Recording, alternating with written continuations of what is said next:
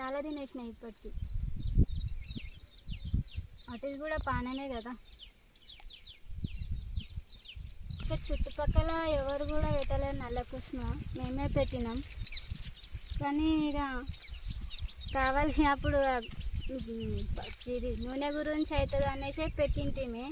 కానీ పిచ్చుకొని తింటాయి అనేసి ఇక వదిలేసినాం వాటి గురించి. అటు తినేటప్పుడు చూసిన కావాలి బొమ్మన్నారు కానీ వాటిది కూడా పానమే కదా, అవైనా తిని మంచిగా ఉంటాయి కదా అనేసి వదిలేసినాం.